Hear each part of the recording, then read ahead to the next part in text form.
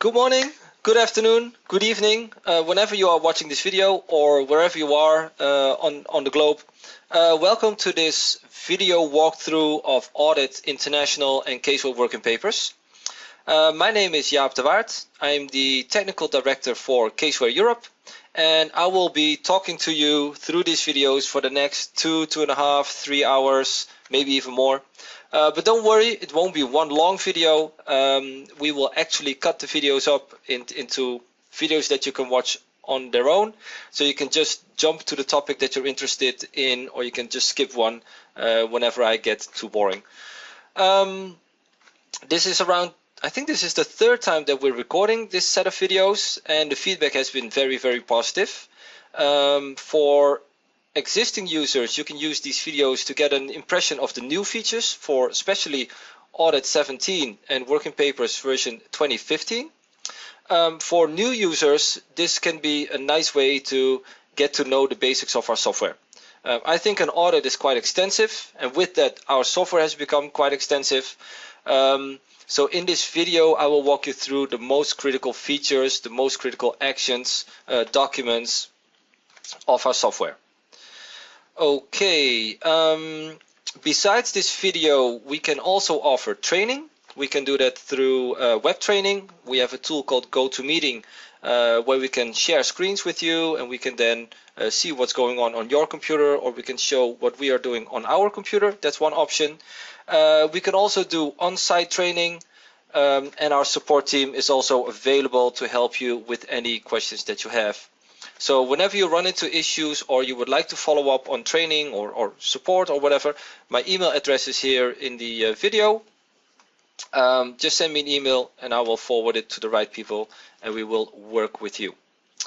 Okay, I'm not a big fan of PowerPoint. I'd rather show actual software, but I think there's a couple of things that are better to explain with some sheets. So let's just move on here. Okay.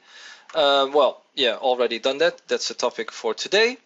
Now, before we get into the software, I think it's good to talk a little bit about the different modules, the way our software is structured. And for this, I've created this sheet. So what you see here in the center, this big white area, that symbolizes Caseware Working Papers.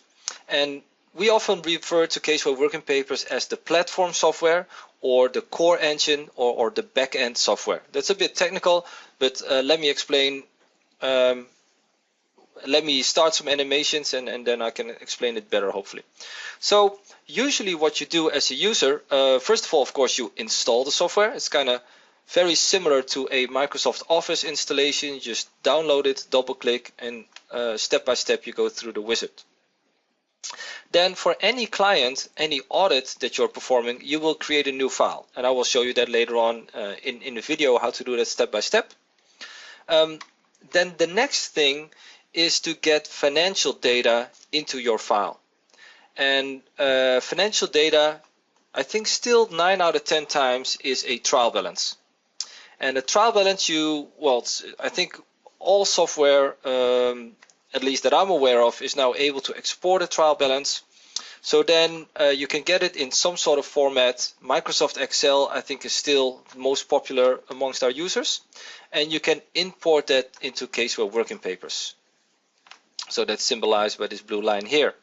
Now, if somehow Microsoft Excel is not possible, you can also do an ASCII export and import. It's basically the same, just a different file format. Sometimes ASCII files can be more extensive. You can have more records in an ASCII file. Then of course XBRL is a big trend. You can import XBRL files if you happen to have those. And for many packages we have a direct or dedicated import. So there's a long list of all the options, all the packages for which we have developed an import, and that allow you to import directly from the software. So it might save you one step, or it might give you some more detailed information. Now, 9 times out of 10, like I said, it's still a trial balance, but Working Papers can also import the full general ledger, which would include all the transactions for one client, which might come in handy when you want to do a bit more analysis on the actual data of your client. Okay, so that's step one, the mapping. Then step two, and this might be different for one country to another. Many countries don't have a national chart of accounts. So many countries, companies are completely free to create their own chart of accounts. They can use whatever kind of numbering they want to. In that situation, what we call mapping is really extremely useful. So our mapping technology basically is let's call it a very extensive kind of chart of accounts. Usually it's the line items of your balance sheet and income statement, so it's a more aggregated level. And that's something that's standardized across all your files, or maybe even all the files that are created with Caseware for a country, for a jurisdiction. So you import the client's trial balance, and because the accounts can be whatever kind of numbering, we have to then standardize that client's chart of accounts.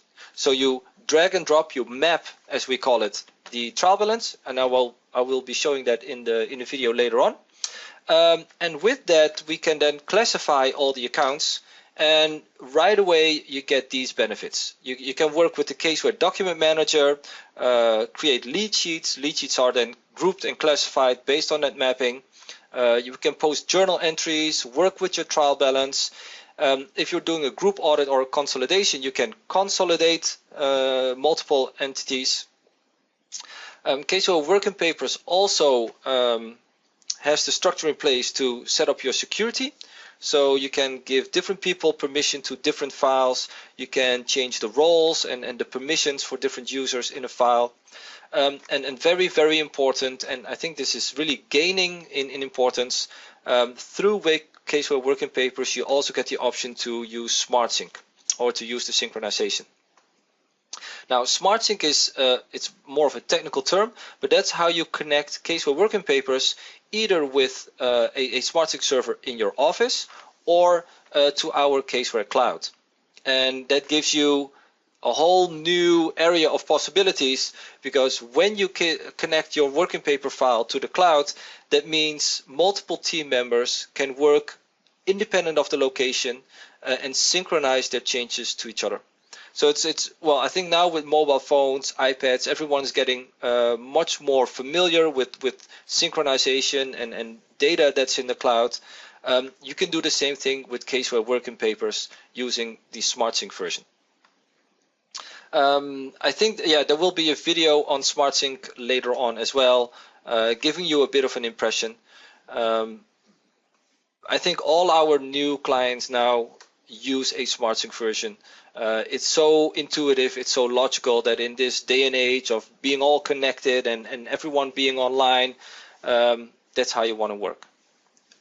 Yeah, one important thing with SmartSync is also that if you're not online, if you happen to be in an area where the connection is not that good, you don't have 3G connection or 4G, whatever, you can just continue to work in an offline mode. SmartSync will then collect all your changes. It will be in a change log, and once you have connection again, all your changes will synchronize to all the other users. That's quite an important addition to SmartSync. So this is what you get with, if you, let's say, just use Caseware Working Papers, the core software. So that's already a lot of features, quite useful, and we have a lot of users that only use Caseware Working Papers. Now, what we've been doing in addition is that we've taken specific tasks or specific work for accountants, and we've created what we call templates. Now, a template is more like an add-on module. The word is a little bit confusing because in Microsoft terminology, a template is usually one document, one Excel file, one Word document, but for us it's one engagement file. It's the basis for a new engagement file that you create, which has multiple documents in it. So one template that we have, one area for which we develop templates is financial statement production. Our international product is the IFRS financials, and with that you're able to use that same standardization of the mapping and create a full financial statement, including all the notes, movement schedules, significant accounting policies, cash flow statement. So it's the full financial statement. Can be up to 60 pages or maybe even more extensive for listed companies. That's the international version. Many of our distributors have developed a localized version of a financial statement template. Usually those are best in breed, very mature products, and they're very, very efficient in producing financial statements. So that's a big benefit of what you can do with Caseware. So you import the trial balance, you map the accounts, and based on that you already get a draft financial statement. Then you make some more modifications, and that's the final financial statement that then can be sent to your client. Of course, e-filing is also very relevant. It's a big trend, XBRL and other formats. So wherever that's applicable or wherever that's needed, we support that either directly or through our distributors. Okay, just a little on financials there. We won't be talking about financials too much. We will be spending a lot of time with the Audit International template. So on a high level, you could say work in papers is the document manager. It's the container, and the audit template adds to that the audit methodology. It's not 100% correct, but that's the easiest way to remember. So part of Audit International is a workflow, a dashboard. I will show you that later on. And that breaks up the audit into 3 main steps. So it's easier to navigate and from an audit point of view. So you see your planning, your completion, and your risk response. Of course, in an audit, I think you have to deal with a lot of checklists, a lot of work programs. So that's all part of Audit International. It actually is a checklist and work program generator, so you can extend it if you want to. As a firm, you can add more procedures to a work program. You can modify procedures. You can do the same for checklists. It's all very extensive. We won't go into that in these sets of videos, but if you're interested, just contact us. We have lots of documentation that also explains how you can modify and how you can tailor content in Audit International. And then a critical portion, of course, of the audit right now is risk assessment. So Audit International allows you to identify and track risks, specific risks, but it also allows you to do your risk assessment at the assertion level for each financial statement area. So don't worry, this is just a high level. We will go into lots of detail and I will show you all those steps in a separate video. Now I got 2 more slides. One question that we usually get is, can you tell us something about the content? Where does this methodology, so to call it, come from? Audit International is based on the document that you see here in the presentation, the guide to using ISAs in the audits of small and medium-sized entities, or we usually refer to it as the IFAC guide for SME audits. This was actually written by the CICA, or now CPA Canada, the Canadian Institute of Chartered Accountants, and that has been the basis for the content in Audit International. But because this is very much focused on small and medium-sized entities, we felt over the years that there were some gaps in the content, and we've been working with some of our clients to make it also applicable for larger transnational engagements. So we've added a big area, a big portion on group audits and other areas that are more relevant for larger audits are also added, which has made the product more extensive from a content point of view, but I think it's also very complete at this point in time. And how we deal with the usability side of things, because when things get larger and you do a small audit, you might not need all those additional forms and all those things that you can run into when you do a larger audit. I will tell you that in the next video, where we create a file and then select which documents are relevant. So even though the template is a lot more extensive, that doesn't mean that you need to go through all those documents. when they're completely not applicable to your specific engagement. Okay, now the final sheet that I have here, the final slide, is what we call the audit workflow. This is a diagram explaining all the videos that we will go through. And I can imagine if this looks a little bit overwhelming, but I think if you just go through it step by step, I think it's actually very understandable. And I think many of you or all of you are accountants, so you're probably used to flowcharts, probably more than I am. So what we will do in the first video, we will create a new file, then select the profile. That's the portion where you select which documents more or less are relevant for your engagement file. We use the optimizer to really make sure that your file is tailored down, and that gives you a good starting point for your audit. That's just the whole file setup, as you can see here, creating a new file. Then you go more into the audit part. So we got the planning and risk assessment here, the risk response and the completion. And we start with the materiality. So you need a trial balance. I will import some figures. We will calculate the materiality, or I should say all the different kinds of materiality, from overall to performance to adjusted performance materialities. And we will see how that influences the audit sections or financial statement areas that are relevant for your engagement. So based on a materiality amount, we will already filter out which financial statement areas are relevant, which ones are not, so that you have a nicely tailored down file. You don't have all these irrelevant documents in your engagement file. Then we will go through things like understanding the entity, focused on risk identification, identifying all the relevant risks for your engagement. So that's here, letter F and G. And one thing that's really important there is what we call one form. One form is like an audit memo for smaller engagements.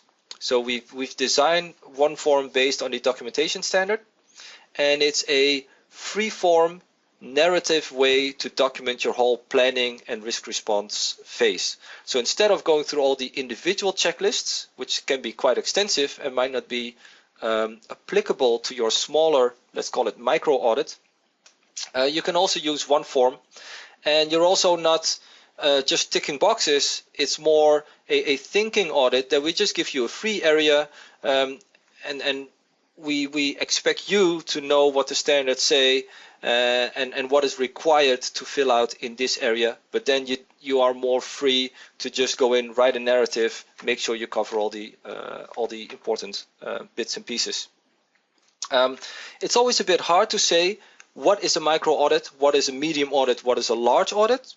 So we've come up with a way that within one form you can pick and choose per area, let's say client acceptance, risk assessment, if you want to use the one form memo, or if you want to use the more extensive full checklists. Okay, so sorry, I'm talking a little bit long, but that will be explained in the video, and I will show you how to work with that. Now, both one form, the understanding the entity document, some fraud checklists are all, the goal is to help you identify risks. Once you have identified those risks, you will document those. They will be stored in one of our databases, and will also flow into the FSA, the financial statement worksheet, and help you do your risk assessment at the assertion level. Now, I will probably say this a couple of times during all these videos. The FSA is probably the most important worksheet of the whole file. One of my colleagues calls it the nerve center of our audit template, audit product, and I think that's a very good description, because it really that's where you make your decisions, and based on those decisions you either get more procedures or less, etc. Okay, so that's the risks. After that, we will be looking into controls, make a little sidestep into sampling for controls, and then look at what we call control design matrices, which is where you see which control actually mitigates which risk. Now, the result from that will then again flow into your FSA again, and will give you the assessment of the control risk per assertion. So it's risks first, then controls, both going to the FSA, and based on the inherent risk scoring for your risks and the control risk based on the effectiveness of your controls, we will then say, okay, there is risk of material misstatement for this assertion, for this financial statement area, and that in turn will drive how many procedures you get to see in your year-end work program. So it's all, there's quite a lot of automation, but we want to make it in such a, we designed it in such a way, we hope we have succeeded, that it does not feel as a black box, that it's very clear to you as a user what has been happening, which decisions have been made, etc. Now, you might also notice these green boxes here. Those are management letter points, or the official term is reportable items, but I like management letter points better. So if you have a control that's not effective, you might want to report that to management. You create a management letter point, and then later on here in the completion, you can decide which management letter points you actually want to report, and if you want to add any recommendations or not. Okay, so just to make sure that I touch upon all the boxes here, we will be looking at the risk report here, which is quite an important document where you can see all the risks combined with the financial statement areas. We will be looking at sampling. So this is sampling for substantive work, the year-end work. I will be showing you how you can document your work on lead sheets, how you can add documents, reference, cross-reference, annotate. That's all more in the year-end work, the risk response. And then at the end, we will be looking at misstatements. So I'll create a couple of misstatements, show you how that flows throughout the whole package. We will be looking at the partner manager summary, which is like a high-level overview of all the key issues of the audit, and that will move us towards the end of the engagement. And then I think the last video we will lock down, archive the engagement file, making sure no one can make changes without having the correct password or the correct security settings. So quite a bit of information. That introduction took a whole lot longer than I expected. Oh, and I've still forgot one major thing. So here in the middle you can see this area that's a lighter shade of blue, turquoise, whatever. That's what we call Constellation. It will be a separate video, I think, at the end, but I will also touch upon it in all these little videos. Constellation is a innovative new way to visualize all the elements of your audit engagement file. So you might have noticed that I was talking about worksheets and forms and documents. I think that's the more traditional way how you usually document and work with your engagement file. We try to do something completely different in Constellation because all those documents and worksheets become so extensive that even if you have a high resolution monitor, it's really hard to keep the overview. And I think we've came up, our team has come up with a great new innovative way to actually navigate and work in your audit engagement file. So if you're getting excited now, you can jump. There's another video, I think it's called Z Constellation. You can jump and just have a look at that. It's one of the major new features for Audit 17. Okay, I think that's enough PowerPoint. Let's get into the software.